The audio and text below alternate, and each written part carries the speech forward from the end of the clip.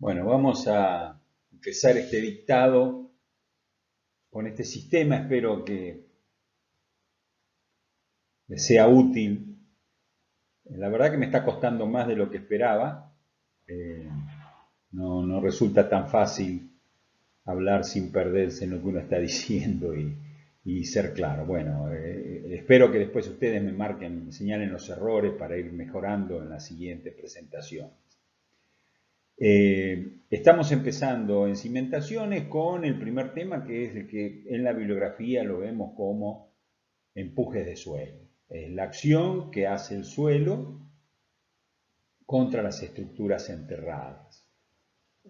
Seguramente vamos a descubrir, o van a ustedes a descubrir algunos conceptos que nunca se los han dicho.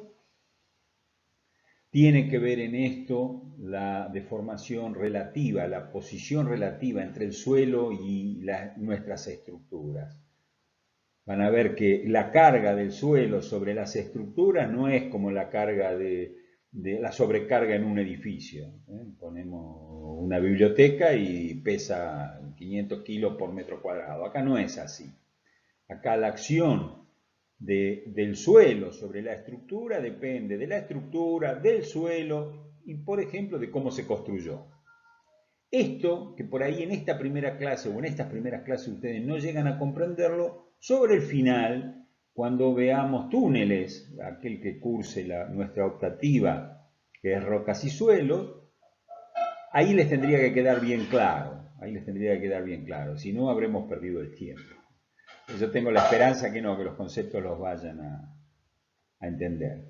Bueno, estoy haciendo cuarentena, afortunadamente no la estoy haciendo solo, por eso van a escuchar algunos ruidos de ambiente, de cocina, o en algún momento mis perras ladran. Bueno, les pido también disculpas por esas interrupciones.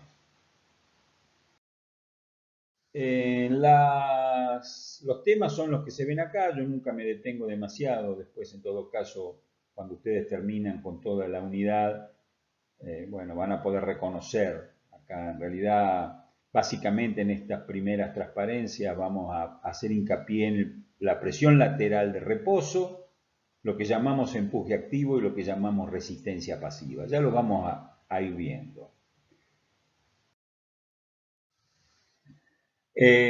Bueno, vamos a arrancar, digamos, desde qué le pasa a una masa del suelo. Esto ya lo hemos dicho en geotecnia, pero vamos a repetirlo. Esto sería lo que le pasa a una masa del suelo, por ejemplo, que se depositó en el fondo de una laguna, o como alguna vez hemos dicho, lo que queda, lo que está a los laterales de la autopista La Plata-Buenos Aires. Eh, ya lo hemos hablado, cuando en los ríos, en los bordes de los ríos, en los ríos de llanura suele haber lo que se llaman albardones, que está la costa pegado al río, está más alta que el resto, que es lo que es la planicie de inundación. Entonces cuando el río sube, pasa por ese albardón, inunda todo, que es lo que pasa cuando hay una sudestada aquí al costado de la autopista. Se inunda todos los laterales de la autopista, después el río baja y queda, el agua queda retenida porque ha pasado por encima de un albardón, de algo que está más alto, y finalmente esa agua lo que va pasando se va infiltrando. O sea, no es que vuelve al río por escurrimiento superficial, sino que queda atrapada y se infiltra. Y ustedes vieron, el río de la Plata está cargado de elementos coloidales, de partículas pequeñas, menores que 2 micrones, y ese suelo se va depositando. Cuando ocurre la infiltración, el agua se va infiltrando y el suelo va quedando en la parte superior del depósito. A lo largo de miles de años, cientos de miles de años, tenemos que esas planicies de inundación pueden crecer metros. Eso es lo que ha pasado en nuestra zona. O sea, ahí tenemos, al costado de la autopista, tenemos 6, 7 metros de material coloidal que se ha depositado y que forma un depósito de lo que llamamos normalmente consolidado. Nunca tuvo una carga mayor que la que tiene hoy, ¿no?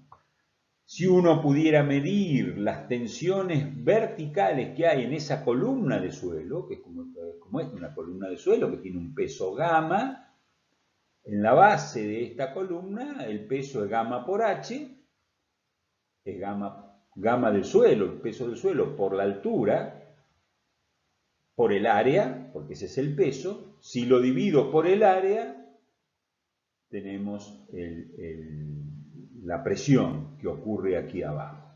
Ya sabemos, la presión es algo que se nos ha ocurrido a los ingenieros, dividir el peso por un área. Y bueno, entonces en toda profundidad, el peso efectivo, la presión efectiva sigma z es gamma por z. Y así a medida que va aumentando z, la presión vertical va aumentando. Ahora, en cada elemento, supongamos haber llegado hasta este nivel y después sigue la depositación y sigue aumentando el peso. El peso de lo que está arriba está cargando sobre lo que está abajo. Este sería un elemento radial, lo podemos pensar también en coordenadas polares, cartesianas, esto serían coordenadas polares. El peso de lo que está arriba es un delta P o una delta sigma, una presión, que lo que hace tiende a que este elemento se disminuya su altura, se produzca un delta Z. Pero por el efecto Poisson que nosotros conocemos de la teoría de elasticidad, en la teoría de elasticidad ese Poisson es constante, en otras teorías variable, pero existe un efecto de que cuando un elemento se comprime, tiene una tendencia a ensancharse, a aumentar el diámetro de esto, aparece un delta R, que tiene que ver con el efecto Poisson. Eso es lo que nosotros conocemos. En una masa infinita o semi-infinita de suelos, como es una planicie de inundación, que puede tener varios kilómetros cuadrados, al lado de un elemento como este hay otro igual que sufre una carga similar delta P, que también va a querer ensancharse, va a querer aumentar su radio o su diámetro. ¿Qué va a pasar? Los elementos que están en forma lateral le impiden la deformación horizontal. En definitiva, va a terminar funcionando como se esquematiza en este grafiquito que está aquí, como si tuviera paredes rígidas indeformables. Entonces, un elemento que cuando uno lo carga se asienta y aumenta su diámetro, si no puede aumentar el diámetro, aparece aquí una fuerza. Aparece una tensión que se lo impide. Es la tensión que aparece en estos bordes. Si recuerdan del curso de geotecnia, cuando vimos distribución de tensiones, teníamos este mismo grafiquito. Y en la teoría de la elasticidad, estas tensiones sigma X y sigma Y que aparecen para impedir este movimiento horizontal eran iguales a mu por 1 menos mu por sigma z. Al ser mayor sigma z, obviamente es mayor sigma X y sigma Y. Yo aplico una carga mayor y tengo que hacer una fuerza mayor para que esto no se deforme horizontalmente. Esta relación es la que nosotros llamamos relación de coeficiente de las tierras en reposo, K0, que en definitiva, este K0 es la relación que hay entre sigma z y sigma x o sigma y, ¿no? O sigma h sería sigma horizontal. K0 entonces es la relación entre la tensión horizontal y la tensión vertical. Más o menos K0 en un suelo normalmente consolidado es del orden de 0,5, para decir algo. O sea, las tensiones horizontales son la mitad de las verticales, en general. ¿Por qué insisto con un suelo normalmente consolidado? Es un suelo que nunca sufrió una presión mayor que la que tiene hoy. Y en ese caso, K0 es mu dividido 1 menos mu. Sale de la teoría de elasticidad. Y si el suelo hubiera sufrido después un proceso de preconsolidación, o sea, una carga mayor o una descarga superior, ese valor de K0 va a modificarse. Eso lo vamos a ver ya en unas transparencias más.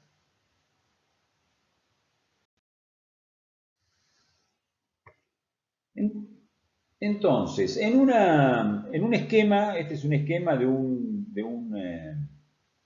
terreno natural, el terreno natural, un elemento a una profundidad z va a estar sometido a una tensión principal mayor, sigma b, gamma del suelo por z, y a una sigma h, K0 por sigma b, o sea, K0 por gamma del suelo por z. Si el suelo es normalmente consolidado, este K0 será función de la relación de Poisson solamente, pero podría no serlo. Si nosotros quisiéramos poner una placa rígida en este punto, en esta zona, no lo podríamos hacer sin alterar el estado tensional. No lo podríamos hacer. ¿Qué podríamos hacer? Bueno, podríamos excavar y después de excavar bajar la placa. En ese caso el estado tensional no sería el mismo. Obviamente, no sería el mismo. Otra cosa que podría hacerse sería hincar esta placa, hincarla por golpes o por presión, hincarla, desplazando el suelo existente, y también se alteraría el estado de tensiones que aquí tenemos. ¿Podríamos entonces poner una placa rígida sin alterar el estado tensional? La respuesta es no. La respuesta es no.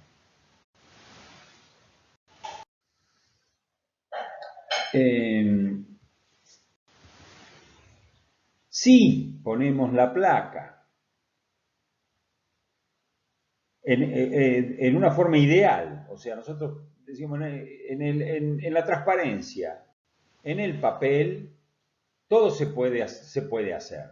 El papel, y ahora podríamos decir la transparencia, es el único material que aguanta cualquier carga. Los materiales reales no son así.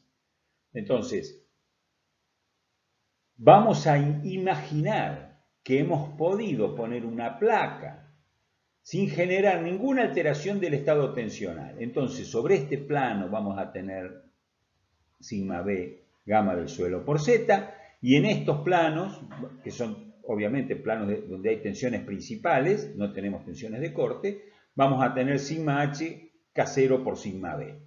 Y pusimos esta placa, sin alterar nada. ¿Lo podemos hacer? Dijimos que no, pero en el papel sí. Después podríamos excavar. De igual manera, podemos imaginar que podemos excavar a la izquierda de la placa sin alterar el estado tensional. Tendríamos así una situación como esta, ¿no? O sea, acá, antes teníamos el terreno natural acá, después excavamos todo esto. Cuando excavamos todo esto, podríamos tener el mismo estado tensional acá, solamente si esta placa es infinitamente rígida y no permitimos que esto se deforme. O sea, ya hemos hecho dos trampas. La primera, poner la placa sin que se altere el estado tensional. La segunda, excavar sin que nada de esto cambie. Pero para eso no tiene que deformarse la placa, no tiene que moverse. No sé si a ustedes les queda muy claro, pero tenemos que recordar siempre lo siguiente. Es imposible hacer en la práctica, hacer que algo tome carga sin que haya alguna deformación. O sea, acá hemos sacado la mitad del suelo, hemos sacado carga a la placa, le hemos sacado la carga que estaba en el lado izquierdo de la misma.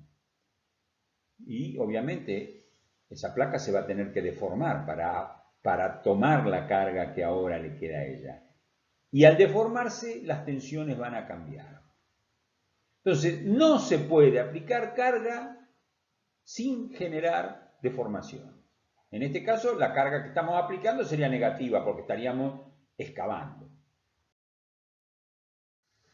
Bueno, volvemos a la diapositiva base. Recién hemos explicado cómo idealmente generar esta situación. O sea, tener una placa que está sosteniendo o está soportando una tensión igual a la tensión de reposo. En ese caso, en este gráfico estaríamos en este punto. desplazamientos horizontales nulos, y la presión de reposo. Si nosotros dejamos que la placa se mueva hacia la izquierda, delta H positivo, acá está representado al revés, delta H positivo a la derecha, si dejamos que esto se relaje, se deforme hacia la izquierda, las tensiones van a bajar. Esto se puede pensar como si acá hubiera resortes. Siempre me cuesta dibujar estos resortes. Como si acá hubiera resortes. Entonces, los resortes están cargados con esta tensión horizontal en reposo. Si yo muevo esto hacia la izquierda, estos resortes se van a descargar. Voy a tener una presión menor. En realidad vemos acá que no es elástico. ¿Por qué? Porque esto es el tramo, perdón, me olvidé de poner el puntero. Este tramo no es recto. Por lo tanto, acá no hay una relación elástica entre deformación y presión. Pero bueno, está claro si pensamos en los resortes que si esto se mueve hacia la izquierda, los resortes se van descargando. La otra cosa que hay que ver es que llega un momento en el cual los resortes no se descargan más. Esto deja de ser elástico. ¿Y qué es lo que sucede? Lo que sucede es que hay una rotura en el suelo. Se produce una rotura y todo este suelo se cae por aquí. O sea, no disminuye más la carga. ¿Por qué? Porque es la fuerza que tengo que poner, la tensión que tengo que poner para que aguantar que esto no se caiga. Si esto fuera una arena, creo que se entiende perfectamente, pero muchos de ustedes estarán pensando en algunas excavaciones que han visto en la ciudad de La Plata, donde podemos cortar, qué sé yo, 10 metros de profundidad y el suelo queda vertical. No estaríamos en esta situación, pero eso porque es un suelo cohesivo que se aguanta solo. Ya lo vamos a ver esto, pero por ahora entendamos que si arrancamos de deformación cero, la carga es mayor. Si vamos disminuyendo, o sea, vamos aflojando, vamos moviendo esta placa hacia la izquierda, los resortes se van descargando, la deformación, las tensiones van disminuyendo y llega un momento en el cual esto se rompe, a partir de ahí no disminuye más. Esta presión última es la que conocemos como presión activa. En este otro caso, o sea, en la figura C es al revés. Empezamos a empujar hacia la derecha y cuando empujamos hacia la derecha, la tensión aumenta, va aumentando. ¿Hasta cuándo? Hasta que en algún momento se rompe por aquí. Fíjense, esta cuña es más grande, está dibujado así y no es de casualidad. Esta cuña es más grande y esta es más chica. Para que se rompa esta cuña necesitamos pequeñas deformaciones. Para que se rompa esta cuña necesitamos deformaciones más grandes. Y llega esta presión, digamos, la presión va aumentando cuando empujamos hacia la derecha, va aumentando hasta una presión que llamamos pasiva y que yo les dije que tendríamos que llamarla resistencia pasiva, no presión pasiva. Sería más adecuado hablar de resistencia pasiva, porque es cuando esto se rompió.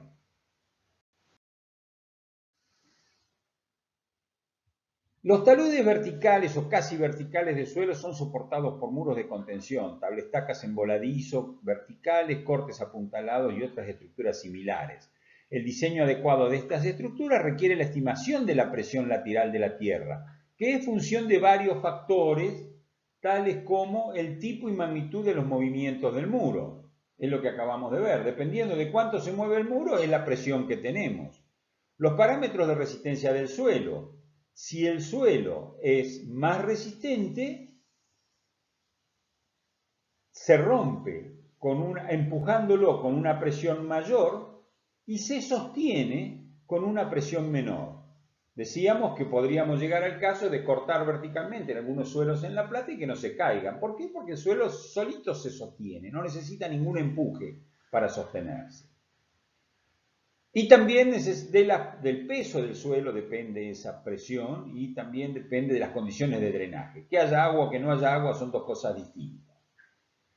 El muro vamos a leer esto. En el caso A de la figura de la transparencia anterior, que estaba el muro quieto sin moverse, el muro estaba restringido para moverse. La presión lateral de tierra sobre el muro en cualquier profundidad se llama presión de tierra en reposo.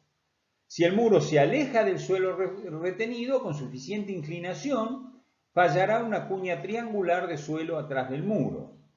La presión lateral para esta condición se llama presión activa. Si el muro es empujado hacia el suelo retenido con suficiente movimiento, el muro fallará o el muro hará fallar al suelo, a la cuña del suelo. La presión lateral para esta condición se llama presión pasiva o, como le dije, resistencia pasiva. Acá siempre hago el mismo ejemplo. Si nos vamos a la autopista La Plata, a Buenos Aires, otra vez, y miramos los muros de contención que hay en cada puente, los estribos del puente, y ustedes me preguntaran, ¿cuál es el empuje del suelo sobre estos muros? La respuesta mía sería, no sé. Sé que es mayor que la activa y menor que la pasiva. Pero no sé, porque todo dependerá de cómo se construyó, todo dependerá, podría estar cercana al peso, a la presión de tierras en reposo. Pero no sabemos exactamente en cada muro cuál es la presión que está actuando. Sin embargo, ya vamos a ver que esto, que no lo sé yo hoy, pero no lo ha sabido nadie nunca cuando proyectó un muro, sin embargo no nos ha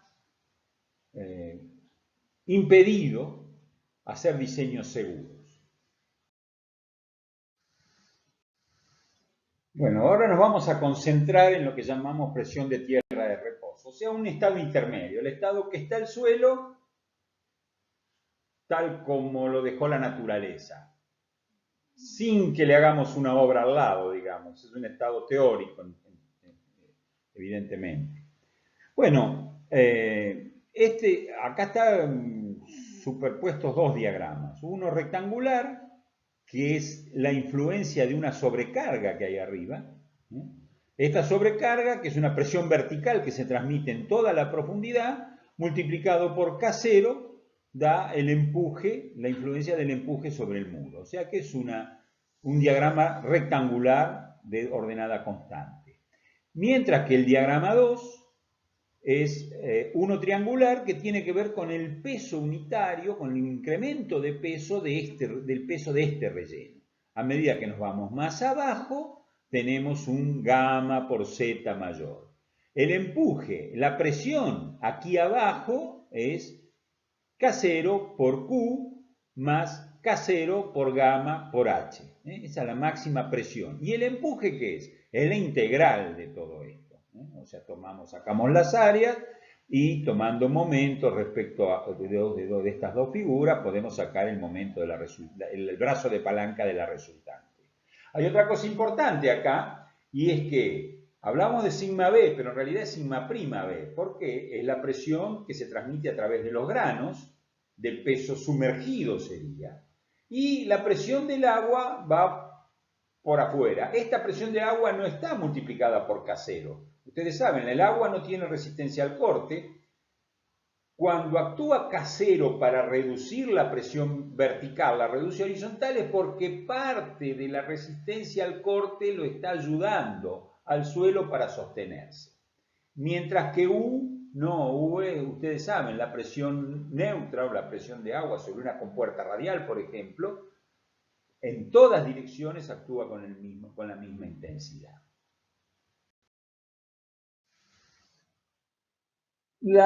Esta fórmula se puede demostrar, pero en general todas estas fórmulas son empíricas. O sea, en un suelo normalmente consolidado es muy conocido usar K0 igual 1 menos seno de phi. Phi que era, ¿se acuerdan? El ángulo de fricción interna, la pendiente de la curva de resistencia intrínseca, que puede ser, por ejemplo, 30 grados en un suelo. 30 grados es, el seno de 30 grados es 0,5, por lo tanto K0 estaría en el orden de 0,5. Esto para suelos friccionales, suelos que no tienen cohesión. Suelos cohesivos, como dije, esta se puede demostrar. Para suelos cohesivos ya no hay demostración que valga. Estas son relaciones empíricas, o sea, salieron de hacer ensayos de laboratorio y medir. por ejemplo, para un suelo cohesivo con un índice de plasticidad entre 0 y 40, vale esta expresión, K0, 0,4 más 0,07 del índice de plasticidad. Si el índice de plasticidad fuera 10, esto es 0,07, 0,47, casi 0,5. Digamos, un valor para arrancar de K0 en cualquier situación es 0,5. Para suelos con mayor plasticidad, bueno, cambia un poco la expresión. Acá tenemos una expresión que yo diría que es poco práctica y solamente sirve para pensar un poquito en la cuestión esta de la relación de sobreconsolidación. En una arcilla preconsolidada, el K0 es igual al K0 de una arcilla normalmente consolidada multiplicada por la raíz de la relación de sobreconsolidación o la tasa de preconsolidación. ¿Qué es esto? Es la máxima carga que alguna vez tuvo el suelo sobre la carga actual que tiene. Esta es la relación de sobreconsolidación. Y esta expresión es un poco más compleja, yo digo, más difícil todavía de poder aplicarla, porque ¿quién conoce estos valores? El valor de K0 de una preconsolidada es 1 menos seno de phi por la relación de sobreconsolidación dividido la relación de sobreconsolidación máxima multiplicada a 1 menos seno de phi más 3/4 de 1 menos esta relación, de la relación de sobreconsolidación actual sobre la máxima. Veamos qué es esto. Como digo, uno no conoce estos valores, entonces esta fórmula tiene una aplicación para pensar un poco. Acá tenemos para pensar en qué significa esto de la preconsolidación y demás. Acá tenemos un gráfico que es la tensión efectiva horizontal y la tensión efectiva vertical que hay, por ejemplo, en un depósito como el que hicimos antes, un depósito normalmente consolidado. Vamos aumentando la altura del relleno, aumenta sigma prima B, pero también aumenta sigma prima H. Esta pendiente, por supuesto, que es menor, porque sabemos que la relación entre las dos es 0,5, por ejemplo. Entonces, cuando va aumentando sigma B, aumenta sigma H también, siguiendo más o menos una recta. Se está depositando cada vez más suelo al costado de la autopista y las tensiones verticales y horizontales crecen de esta manera. En algún momento cambia el régimen del río, el río erosiona y se lleva algunos metros de suelo. Entonces la tensión vertical baja en función de los metros de suelo que se llevó. Pero fíjense que la tensión vertical baja más y la tensión horizontal baja menos. Esta pendiente es menor que esta. ¿Por qué? Liberar el peso superior es fácil. Ahora, que se vuelva a reacomodar algo que se consolidó, cuando le aplicamos la presión, los granitos se juntaron todos y estos procesos de preconsolidación, los recordamos de geotecnia, no son reversibles. Yo descargo y no vuelven a la situación inicial. No es elástico el fenómeno. Entonces, por eso hay una pendiente menor. Si en algún momento el proceso, pasaron 10.000 años, y el río empieza otra vez a depositar material y empieza a crecer la tensión vertical, la tensión horizontal va a crecer menos, va y viene más o menos con esta pendiente que es menor que esta otra. Eso es lo que pasa con los suelos preconsolidados, ¿no? La relación de sobreconsolidación actual es la relación que hay entre esta carga, que es la máxima que tuvo alguna vez, y esta que es la actual. Y la relación de sobreconsolidación máxima que figuraba en la fórmula anterior es la relación que hay entre esta presión vertical máxima y la mínima que alguna vez tuvo. Pero como digo, conocer estos extremos es prácticamente imposible aplicar la relación anterior. Bueno, hay otras expresiones que también son conocidas de investigadores reconocidos como como Seresta, donde 1 menos seno de phi y relaciona los pesos específicos de la arena in situ y el peso específico mínimo que puede tener. Pero bueno, como estas hay muchas y permanentemente los investigadores están dando nuevas experiencias. Bueno, esa transparencia también es importante para entender, este es el diagrama de presiones en un suelo que tiene un nivel freático, ¿no? Entonces, la parte superior hasta el nivel freático es igual que antes. es igual que antes. Tenemos una sobrecarga que es rectangular, es este 1, una presión que tiene que ver con el peso del suelo, hasta esta profundidad H1, y en este nivel tenemos K0 por Q más gamma por H1, suelo húmedo, digamos. Debajo del agua, ¿qué pasa? Lo de arriba, que es esta Q más gamma por H1, Q más gamma por H1 por K0, es constante, es como si fuera la sobrecarga que tuvimos acá, de acá para abajo, la sobrecarga ¿cuál es? Y es todo este suelo más esta sobrecarga, o sea que esto de acá para abajo es lo mismo que esto, ¿no es cierto? Como si fuera una sobrecarga se trata. Entonces así es este diagrama 3. Es el efecto de todo lo que está arriba. Ahora, de acá para abajo, el suelo pesa menos. ¿Se acuerdan la fórmula? Decía gamma prima. Esto es Q más gamma H1 y acá abajo es Q más gamma H1 más gamma prima H2. ¿Se acuerdan? Gamma era del orden de 2 toneladas por metro cúbico, gamma prima del orden de 1 tonelada por metro cúbico. Por lo tanto, esta pendiente es menor que esta, ¿no? O sea, un suelo sumergido empuja menos que el suelo que no está sumergido. Pero acá abajo hay que agregar el peso del agua. El peso del agua, el empuje del agua. Gamma del agua por H. El agua no tiene resistencia al corte, el agua no se multiplica por K0. Entonces, si el agua estuviera equilibrada, o sea, si tengo agua del otro lado también, el empuje acá sería menor. Pero si tengo agua de un lado solo, el empuje del suelo sumergido más el agua es mayor que un suelo que no tenga agua, que el empuje de un suelo que no tenga agua. Esto es lo importante de esta transparencia. Esto lo tienen que tener en claro para la práctica y para todo el ejercicio profesional. Bueno, finalmente esta es la transparencia que nos muestra, bueno, la forma de calcular, que el empuje total es la suma de los diagramas y también la posición de la resultante se saca en función de una ecuación de momento. Bueno, hemos terminado entonces con el empuje en reposo. En las siguientes transparencias vamos a presentar el empuje activo y después el empuje pasivo y algunos casos.